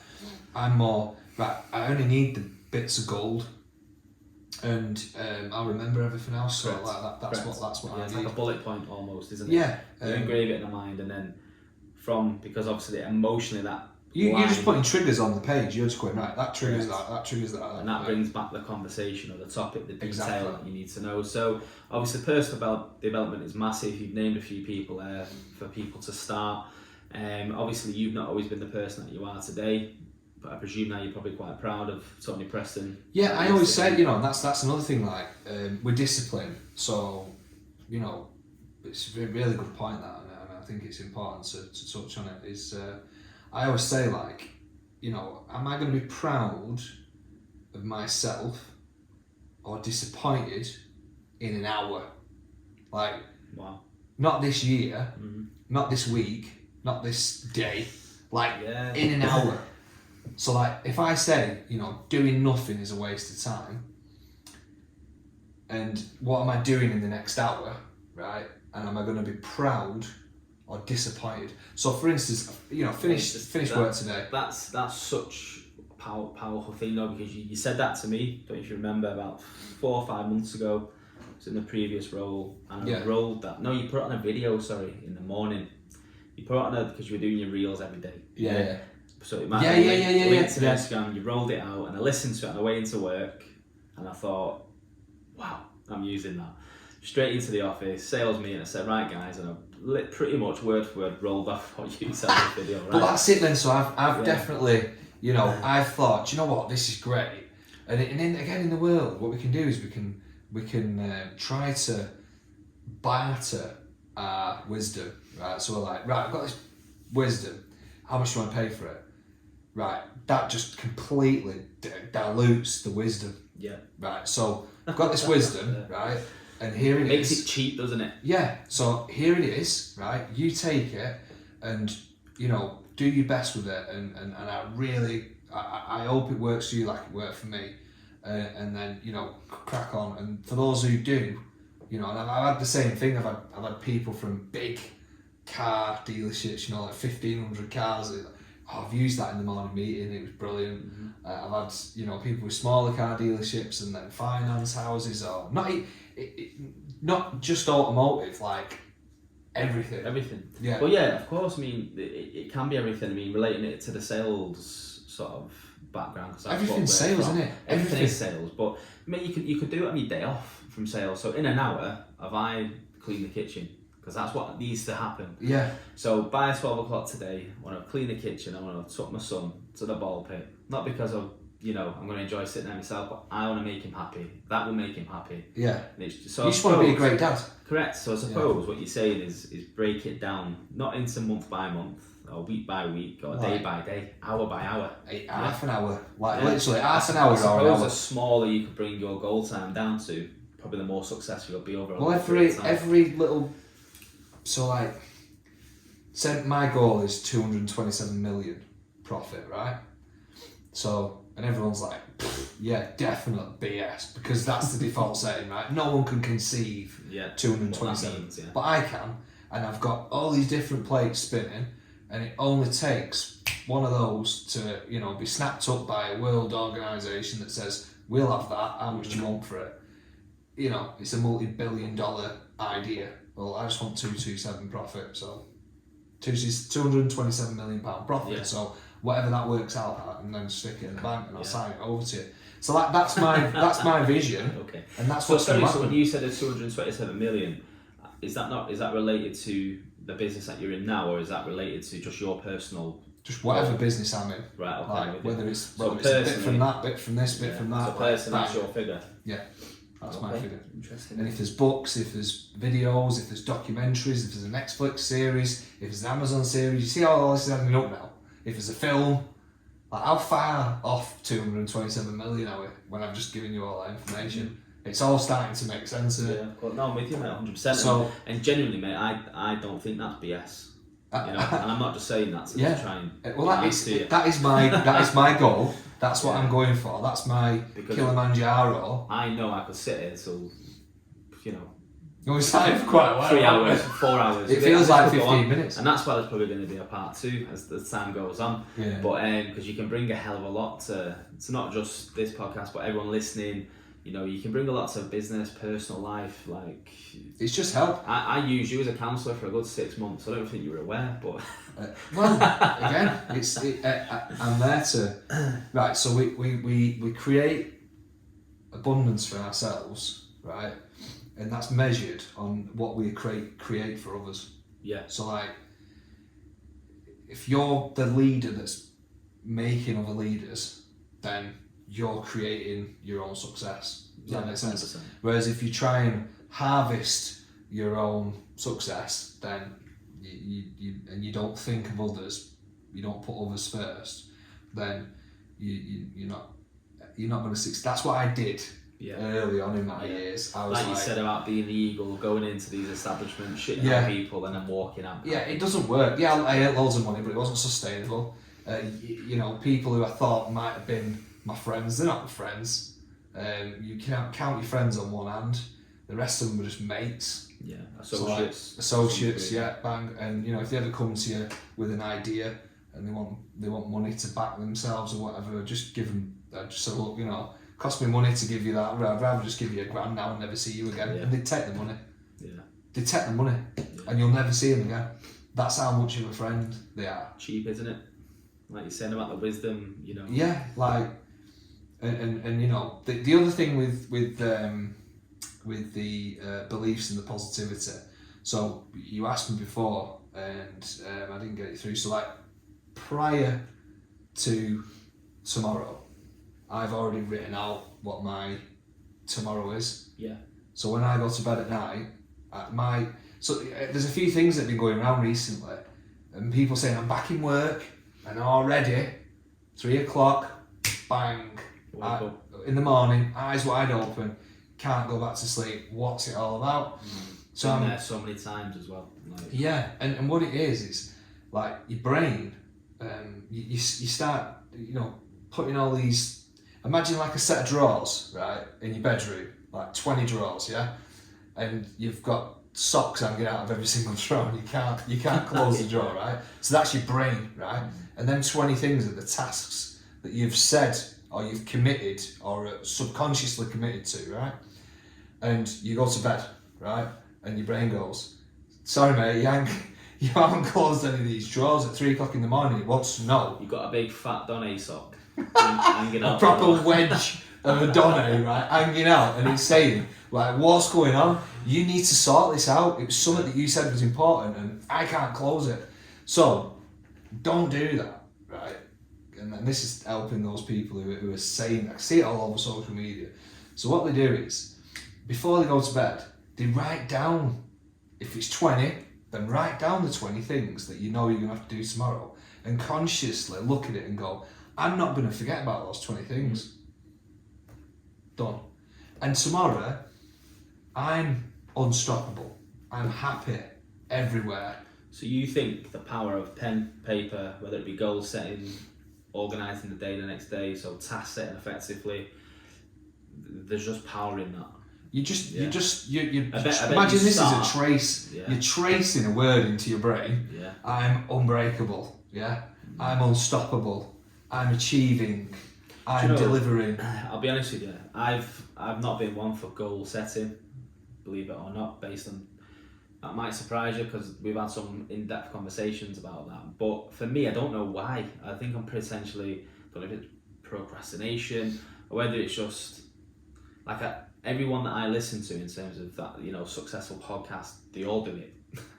So it's like, it works. But obviously, for whatever reason, I just don't do it. So I'm going to do it tonight. I'm going to make that promise to myself. Because do it every day. Every start tonight and do it every day, because 1st November, I started doing a cold shower to listen to this. Wim Hof. Yeah, he's brilliant. What a legend, right? I can't have a cold shower. I turn my shower down, but the thermostat don't go down. But again, that's an excuse. I could, get a shower outside, plumbed in, and go and stand out. So you can do whatever it takes to be able to experience that's one thing, genuinely, since the 1st November till this morning, I've done every single day. It's like, woo! Not missed a day. You feel like Ric Flair in the morning, don't you? Woo! Minus the hair. Yeah. 2 minutes minimum. Sometimes 4.5, but rare. But 2 to 2.5 minutes is every single day. Do you know what hates? And that's discipline, and I've done that hungover. Discipline, and the chimp absolutely hates it. Goes away for probably 40-50 minutes, and you're clear. You're like logically thinking, and the driving to work. Serotonin's rushing through your brain, exactly. And you're like, right, get rid of that. Whatever it is, the oxytocin. No, it's not oxytocin, is it? It's there's a chemical that rushes when your chimp gets prodded, right? There's a chemical that's released, and that's why you should never ever argue with your missus, right? If she's wound up because you've done something, just don't try and sort it out, because there'll be that much cortisol, which is the chemical. Stress hormone, isn't it? Yeah. Is that the stress hormone? Yeah, it's like fight or flight. It's the monkey saying, right, get hands up and run, do. Right. So there's no logical thinking whatsoever. It can last for up to 45 minutes in a female, right? So don't ever try and figure out. A male, you'll have seen it. Your best mate's fighting with somebody, and you're like, this is way out of hand. And you try and take him off your friend, and you literally, it's like his eyes have gone backwards, and you can't do anything, and he's probably going to hit you. So it's mega intense and like over the top. And probably, 25 minutes, heart rate starts coming down, everything, it'll all flush out the system, and everyone will start laughing and start making up a logical explanation for it. Whereas with a female, this is proven scientific, minimum 45 minutes, but could last up to 48 hours. Like, seriously. Really? Yeah. So don't do it. Yeah. Don't try and sort it out. You go to sleep on the argument. Don't do it. Recently, I had a situation, and that kind of made me go bang. And it was basically just testing my morals in terms of the way that I and people around being treated by one particular person, and I'd had enough. So then I was out of control almost in terms of the way that I responded. And then afterwards, correct, and then afterwards I thought, well, that's not me anymore. I didn't think it was. That's been a long time since I've done that. That person that's made me do that, used to make me do that years ago. I need to remove myself from that person, because I don't want to be that person anymore myself. So, and it is right. And when you listen to the chimp paradox, the book or your audio file, whatever, but it's scary, like, because you know, reptilians. you could do anything in that 20-minute, 25-minute time frame and be absolutely at that particular point adamant that is the right decision to. It's why diminished responsibility exists, because it's a thing. So that's in terms of court, isn't it? Something's happened, they've responded, you can potentially get less of a sentence down to. It's because of the diminished responsibility. It's because of the chimp.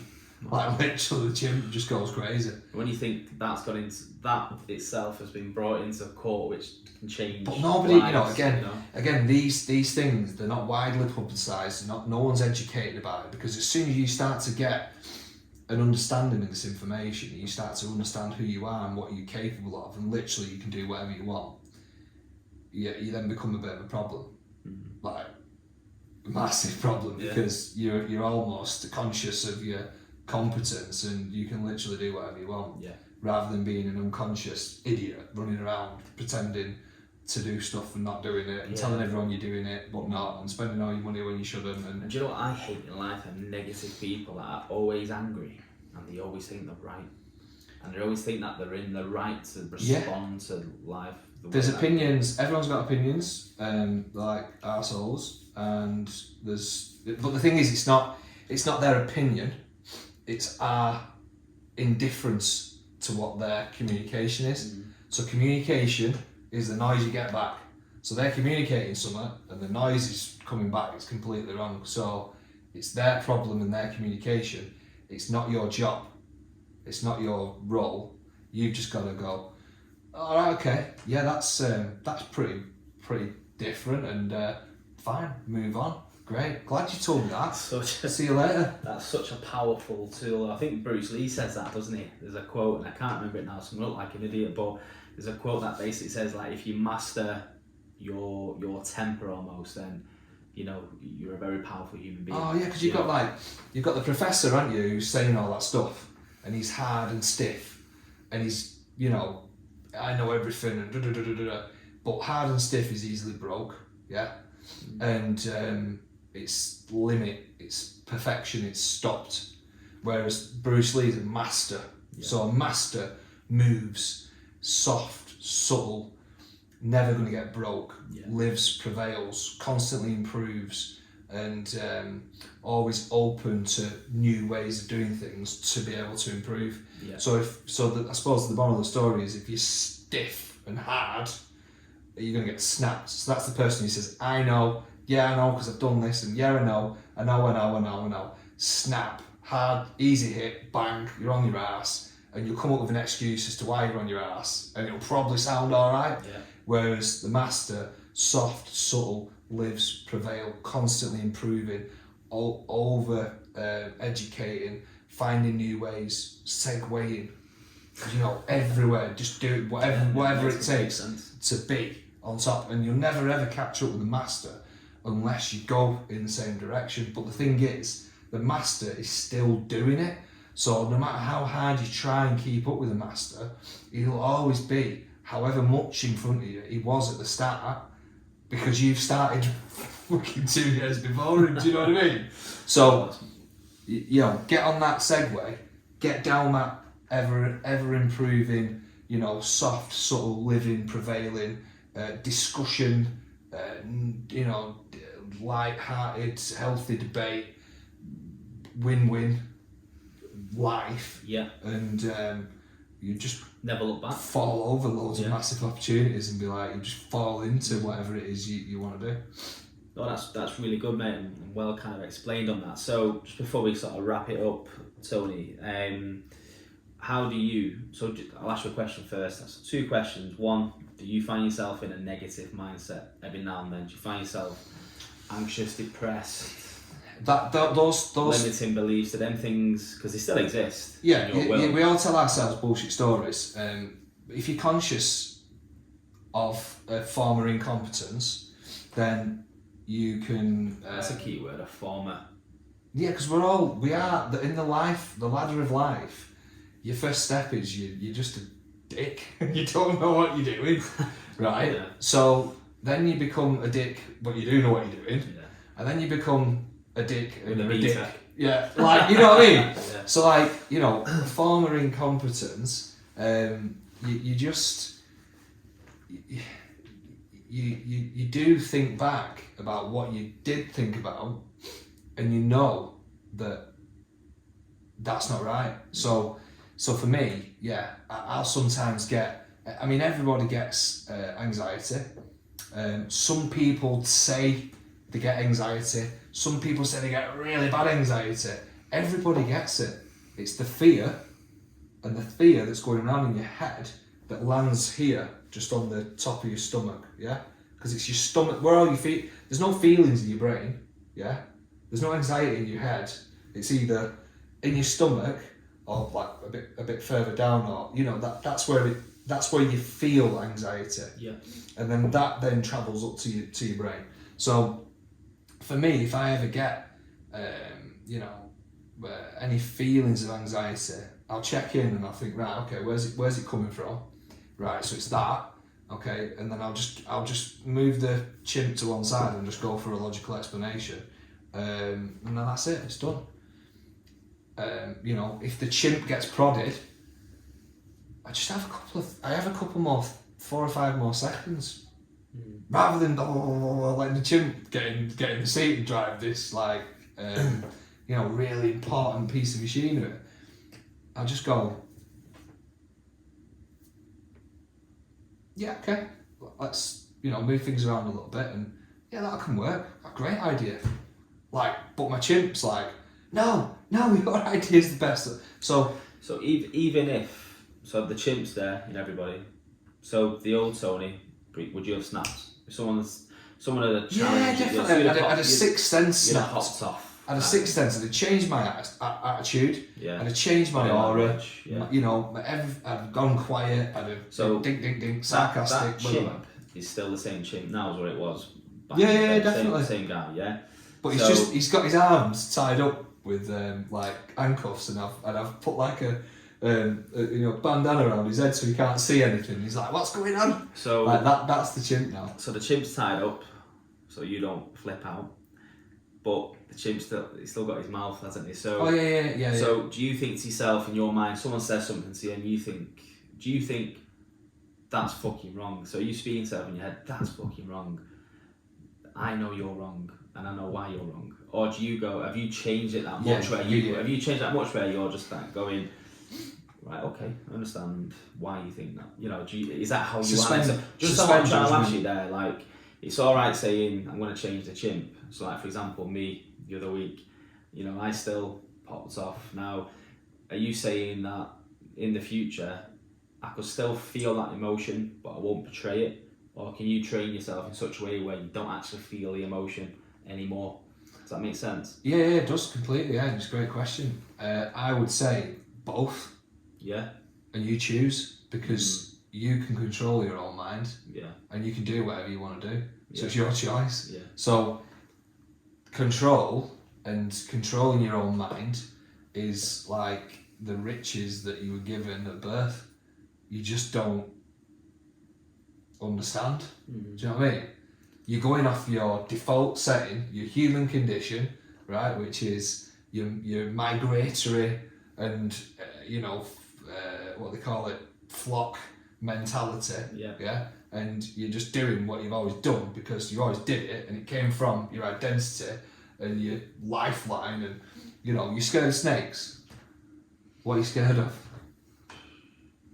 Spiders, right. So one of your primordial or reptilian ancestors, right, got bit by a spider. And that's just the way it is. It's just stuck with you. That person got bit, right, hundreds of millions of years ago, right, or however many years it is, right, whatever the timeline is. They got bit. They told all your family, or they saw that person die, and that was in their brain, and it was in their DNA, and then that got passed on through the DNA to you today, and that's basically why you're scared of spiders. Same as people with heights. Someone fell off scared of water. Correct. Yeah. Someone drowned. So it's something that is it is brought through the DNA, and it's a code to protect not the former, the generation, the next generation. Just sort of to end off, and of course, mate, if you've got anything else that you want to say, then of course say it. But for me, there's so much to life that I'm learning now in terms of things like you just said then. You know, we are the way we are because of ancestors going back hundreds of years, etc. Like, because there'll be some people that live now the way I was 5 years ago, where I was in a car sales job. I didn't think that, for example, an X amount of money per year was going to be achievable, and if it was going to be like winning the lottery. I just thought I was going to be in this mundane job, plodding on 6 days a week, not seeing my family, not seeing my son, and then it kind of changed, and you know, soon enough the money was there, opportunities, doors, so your attitude equals progression. And now I live so differently to them, hence why I don't flare up as much as I used to, because that probably was daily, embarrassingly enough, whereas now it really isn't, you know. So I know for a fact I'm on a journey of personal development, self-development, and it's just like, for me, I think when you talk about passion for me is to get as many people to understand that there's more to life than the mundane bullshit that they're going through right now, and it all starts with them, you know. And it's their journey, isn't it? It's their journey. I think you've got to listen to something or achieve. You know, something's got to happen. You've got to have something resonate with you. Yeah.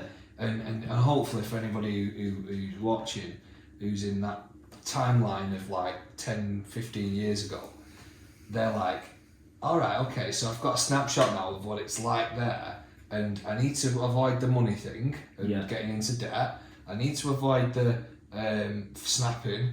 I need to avoid the like limited beliefs and this bullshit thinking and bullshitting myself with my own stories, and I need to believe in myself, being positive every day, be proud of myself, you know, after every hour goes by, and never ever turn down any opportunities, which equals procrastination, and like just get a grip of all them three things, and read books, like read as many books as you possibly can, and you can have whatever you want. Like, that's just how simple it is. But you've got a task, because you've got loads of women, they're out on Thursday night, Friday night and Saturday night, you've got fast cars, you've got Netflix, you've got Amazon Prime, you've got Sky Sports, you've got football matches, you've got, what's that new place in Manchester, like a warehouse where it's like bingo, is it? Oh yeah, so you got Victoria Warehouse, you got the box that does all the... You've got so many distractions, right, to take you away from learning. And I think I leave it on, you know, when you said, you know, sometimes you've done stuff and you feel like you might have lost, but you haven't, you've just learned. Yeah. And then you've got to do those things and have those losses so that you can improve and learn and then go again. And that's what life's all about. I think that's a comforting kind of message, really, that any person that we see, or I can assume would see as successful, you know, like Stephen Bartlett, for example, he says all the time, my biggest wins have been my biggest losses. Yeah. So he's learned. He's like so in his much. room, like not being able to pay all his staff once, and he had to do whatever it took to make that happen. To make it happen, and he did. And like, you know, look up to him. I was actually going to be on a seminar with him next year. But yeah, you know, it's so it's exciting stuff. I think the biggest takeaways then is, you know, procrastination. Just do the task. Just do it. Just do it. Yeah, just do it. Positivity is an obvious one. Just do it with positivity and belief that you've done it. Achieve, the belief that you've done it already, and you visualise doing it already. Yeah. Not just do it. I've done it. I've already done it, and I can see myself already done it, and I positively can see myself done it, and I've done it, so I believe that I've done it. Like, that's the next gear, isn't it? Yeah. So then fear stands for false expectations appearing real, or fuck everything and run. We'll go with the first one for now. Yeah, and if that fails, we'll go with the second one. Yeah. So that's massive. False expectations appearing real. So if I Yeah. think I'm going to crash my car, I probably will. Yeah. I think that's a If massive. I think my boss is going to have a go at me today, and I'm all the way into work, manifesting that he's going to have a go at me, right? And I get into work, and guess what? He has a go at me. And the last big one for me that I am actually genuinely going to take away from this, and you know when I say that, I will do it. I'll report back. Okay, is the Donny sock wedged out of the drawer? Oh mate, so that's life changing for me. I've got to close them drawers. You got to close them by writing down what they are, writing down that. I suppose if you actually use the drawer analogy, so if you turn around now, I've got probably 20 drawers behind you. Yeah. Right? If all of them were open now, you wouldn't be able to have this conversation with me. Because I'd be like, that's a shit, that looks like shit, that looks like shit. I suppose if you think, if I leave that open in here... Right, well, let's leave one of them drawers open. Feel like shit. Let's leave one of them drawers open and let's put a knife out of it, yeah? And you think of your little lad. You're not going to sleep, are you? Danger, innit? You're not going to bed, are you? No. You're not going to sleep. You might even try to go to bed, but you're not going to sleep because you're like, but what if... And here's the bullshit story, right? Yeah. He jumps out of bed, runs downstairs, it's dark, he's having a nightmare, and he runs straight into that knife. You do think that though? Yeah. You do think that? I mean, I've just thought of it now. I just made that up. Yeah. My brain, the chimp just went, yeah mate, here's one, bang. Like, that's what's happening. So yeah, just draw the drawers, tell yourself what they are, and confirm to yourself that all them drawers are closed and there's nothing hanging out, and have a good night's sleep, and wake up in the morning knowing that you've not forgot about any of these drawers that you closed last night. They're all identified, and you've not forgot that you wrote that you're freaking awesome and you can do whatever you want. Yeah. Even there. No, of course. Just been interrupted by the dog.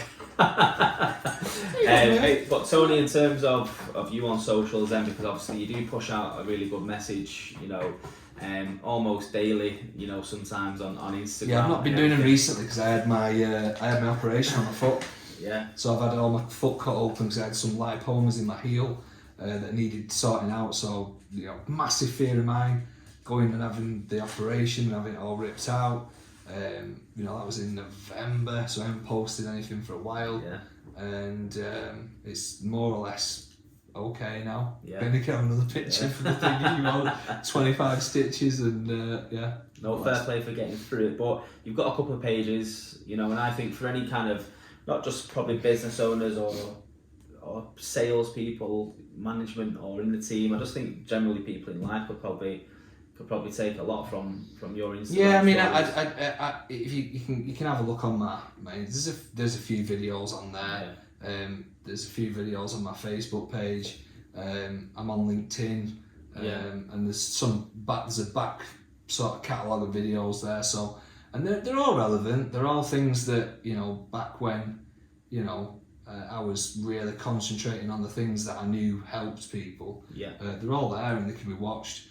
And yeah, if anybody you know wants anything, you know, if anybody wants to present a topic and say, look, you know, this is really busted my balls. Yeah. What do you reckon? Then yeah, I'll stick it in the comments and I'll knock up a video in 20 seconds and reply. Yeah. Like. So there you go, guys. So any issues that these people might have in terms of business, life, mainly life. I mean, business. You know, business is business, and I'm not a business coach. So if you are, I think you are. Well, I'm not a business coach. So if it starts with the person. So if the person is right, then the person pushes and pulls whatever it is they want in or out of their life. Yeah. So, you know, if they know that they've got people around them who are no good, then they need to get rid of those people and replace them with people. You can say that you're the average of the 5 people that you spend the most time with. Right, okay. So, like, push the ones that are bringing you nothing and bring in people who, you know, you can do stuff for, who can potentially bring up your average of who you are. That makes complete sense, yeah. So if you've got 2 friends that are really successful in terms of achieving life goals, and you've got and 2 the positive friends that are just positive, you've got 2 friends that are living in the mundane 9 to 5 and they're negged out all the time, then you're smack banging average. You're never going to be as good as the guys that are doing well, but you're never going to be as bad as the ones that are living more. Just have a go. You know, it's their journey, it's their life. Yeah. You can't. They own their own ship, their ownership of their situation. So you can you can sort of blow on the sails a little bit. But if they're not doing, then just remove yourself from that negative situation, because it will. Don't care what anybody says, it will affect you. Pardon me, it will bring you down. So just remove yourself from that situation and just replace those two people who are not bringing anything to your life with two people who potentially support you subconsciously. So either through the circle of influence, the circle of people, the circle of friends, or who genuinely want to see you do well because they're leaders, and that's what they do. They create other leaders. Whereas you don't want to be plugged in. You're an iPhone, right? And you don't want somebody plugged in, like draining all your battery into their iPhone, right? 100%. So, good analogy. You want to be a winner. You don't want to be a whiner. Yeah. You want to be a charger, not a drainer. Yeah. So just move yourself consciously towards that and read and educate and different paradigm, isn't it? Yeah, it's massive. And your paradigm, if you imagine a ball, or your brain, right, or your head, right, and it's this big, right, and every time you learn something new, right, it's like someone hitting you on the head with a hammer, right. What happens? You have a bulge on your head, right. So you imagine now, visualize, you've been hit. You're hitting yourself so many times with a book, with a new bit of information, with you're hitting yourself constantly, right? All these big bumps, right? What they do is they start the sixth sense, so the electrical connections between the bits we don't see. They all start connecting with each other, and eventually it all turns into a massive, big circle. Yeah, that's the next paradigm. Yeah. So that's your map of the world. Your map of the world was like that, but you've just bumped yourself on the head that many times that your head's grown, and now it's that big. Are you with me? With you. So that's how many times can you bump yourself on the head? Unlimited, isn't it? As many times as you want, Yeah, as many times as you don't want to. Yeah. So, so that's what you need to do. With the book, right? You've got to read the book, right? And then that's the bump on the head. It's not like bump your head with a book or bump your head with your friend. With you, mate. Perfect. I'm glad you are with me on that one. No, I am. Honestly, mate. Yeah, you explain it well. So, thanks, Tony. Genuinely, it's been great. Yeah, I've enjoyed it, and it's been nice for people to ask me questions rather than me asking other people questions. Because it's normally the other way around with us, isn't it? And I'm gonna ring you with a problem, and you go, "What about this? What about that?" People like talking about themselves, don't they? Yeah. People like. Oh, they do. Going on about their story. I like listening to that.